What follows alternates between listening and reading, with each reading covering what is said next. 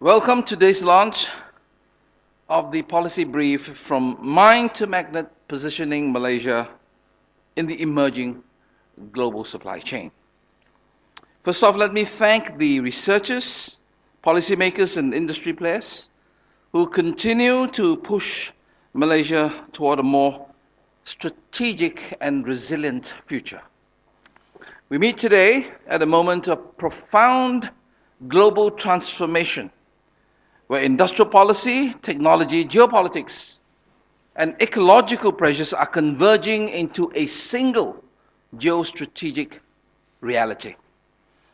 Malaysia ignores this reordering at our own peril. While we acknowledge that it will indeed be a fool's errand to assume we have all the answers, nevertheless, we must strive not only to understand this era, but also recognize the formidable challenges ahead and seize the opportunities to reshape our future within it. For nearly 4 decades, globalization was anchored on the dominant principle of efficiency, subsumed under the notion that supply chains were predictable and optimized for costs, not risks. Today, that world is gone. While the pillars of globalization may still be circumscribed by the normative principles of interdependence, integration, and multi-dimensionality, present reality bites hard. And this bite is even harder than the proverbial dog-eat-dog world metaphor may convey. The upshot is that without resilience, without security of a national nature, and most of all, without strategic control, we will be left behind and soon vanish into oblivion. Why do I say this? The past 5 years has seen the gradual weaponization of economic interdependence alter the fundamental logic of the global economy. You can call it metamorphosis, you can call it transfiguration, you can call it verwandlung, but we cannot dismiss this as purely theoretical. On the contrary, this transformation is real. It is tangible, it is material, it is accelerating, and it is long-lasting. And nowhere is this more evident than in the global rare earth market. Ladies and gentlemen, rare earth supply chains today remain concentrated under a single provider. And thanks to intensifying escalations in trade and industrial policy, the provider strikes back by increasingly treating as a tool of strategic leverage. And as US-Sino trade tensions escalated quite recently in November 2025, draft rules emerged introducing a de minimis threshold for products that contain as little as 0.1% of Chinese origin rare earths, which would then mandate regulatory approval before export. Although this decision was later delayed, after key trade negotiations, the message was loud and clear.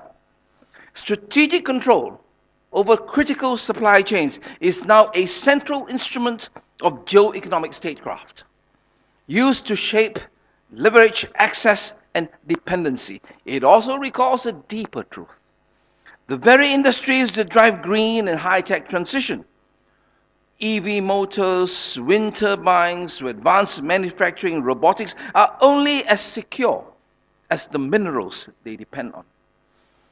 Consider this, a 2024 RAND Corporation analysis warns that a 90 days disruption in rare earth supply chains could force a majority of US defense contractors, automotive and electronics players to halt production lines. A mineral most would never see, elements seldom discussed, much less properly pronounced, could exert a stranglehold and choke up entire industrial bases and linkages worth hundreds of billions of dollars. The reality is that the global race for secure mineral supply chains is not only confined to Washington. Tokyo, Brussels, Seoul, Canberra are all accelerating diversification efforts. In this quagmire, rushing to securitize supply chains, Malaysia, being the second largest exporter of refined rare earths, must mount a strategic response. Malaysia is not the world's largest miner, we grant that, nor is it the largest refiner. But we offer something increasingly crucial. We offer an island of calm in a tempestuous ocean. We are a trusted, rules-based, and capable node in a volatile global order. Malaysia already plays a key role in the midstream refining ecosystem.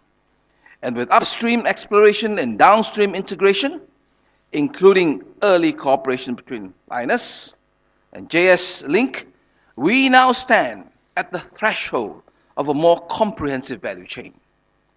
Just as important, Malaysia is institutionalizing a system where standards matter, where ESG is not optional, and where traceable supply chains can meet the world's highest expectations.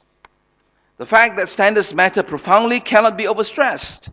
Hence, as in the case of the performance of the Malaysian currency, it bears reiterating that in a world clouded by ambivalence, the strength of the Malaysian ringgit is not the product of chance, but the outcome of factors that collectively build up credibility in our economy under the astute leadership of Prime Minister Datuk Sri Anwar Ibrahim. And we know that in an era where security itself is becoming a scarce commodity, the most valuable currency is credibility. And credibility takes longer to build than sheer or mere capability. But the rare truth in this matter, no pun intended there, is that credibility alone doesn't quite cut it. The next decade will be determined by our ability to migrate confidently up the value chain. From mine to magnet, and from magnet to global markets, this is our window. But just as windows may open, they may also close. Malaysia must therefore act decisively in the decade to come. To navigate this landscape, we must first be clear about the challenges and choices that confront us. Malaysia requires not just ambition, but a coherent and disciplined national strategy that endures beyond politics and market volatilities. In this regard, allow me to outline very briefly the four pillars which must, in my view, anchor our approach. First, we need a governance and technical architecture that is both robust and transparent. A traceable, environmentally sound, and ESG compliant rare earth value chain is no longer optional. It is a minimum threshold for market entry. Without verifiable integrity, we will simply be locked out of global markets. Second, Malaysia must accelerate industrial upscaling to develop a comprehensive mine-to-magnet ecosystem. Yet, magnets alone are not the end game. Indeed, they are the catalysts for higher value industries, robotics, green technologies, precision motors, and electric mobility. Third, research, innovation, and technical capability must be grounded as the very backbone of our national strategy. Serious work lies ahead of us to develop the technologies needed for sustainable mining, waste recycling, and the development of specialized expertise. These are not peripheral tasks. They are foundational to a secure and modern rare earth ecosystem. Indeed, these advancements must then flow into policy making. National strategy cannot be driven by assumption or enthusiasm alone. It must be tempered by the fire of rigorous scientific research and transparent evaluation. Fourth, Malaysia must remain outward-looking. No rare earth ecosystem can succeed in isolation, and our ambitions will rise or fall on the strength of our global cooperation. Deepening collaboration through joint ventures, shared standards, and trusted regulatory frameworks is how we anchor Malaysia not as the periphery, but at the very center of an emerging global supply chain. This is where institutions like ISIS Malaysia play a crucial role.